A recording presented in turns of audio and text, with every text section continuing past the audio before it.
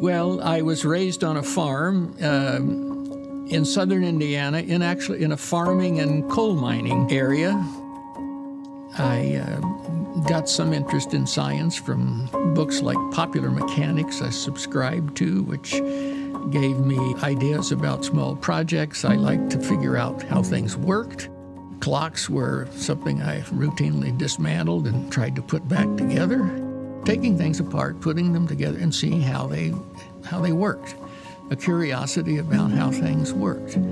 As I like to take a clock apart, I like to take a cell apart and to look at the individual components and then try to reconstruct events with purified components. It sort of relates to the Feynman philosophy statement that's often quoted to say, I can't understand anything unless I can build it, recreate it. I thought it was important and complicated enough to understand how to make the RNA to start with, and again, figuring out when to make it and how to make it. So several years I spent measuring absolute rates of total RNA synthesis in cells, mostly in sea urchin embryos. In the sea urchin, development is easily monitored under a microscope, and it's very beautiful. I would collect urchins and bring them back, maybe 50 or 100, and bring them back to the laboratory. I did publish some papers related to them, but I just said there's something more fundamental that I want to look at, and that's the enzyme that copies DNA.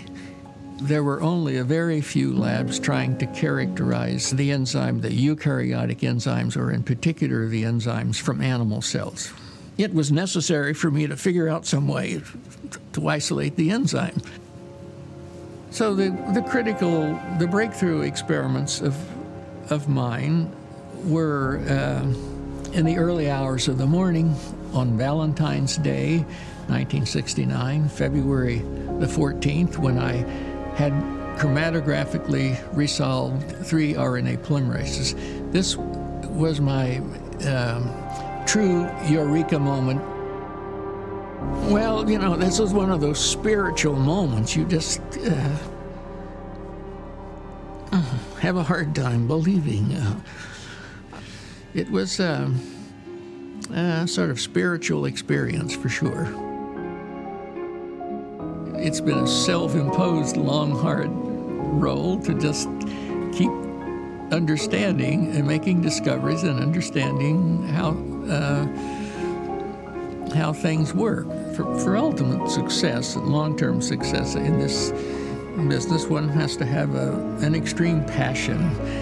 My family were farmers. All of the farm work, was hard, but the ability to be diligent and hardworking was probably the single major attribute leading to my success. I wasn't afraid of hard work. I guess we would say that the trials and tribulations were worth it.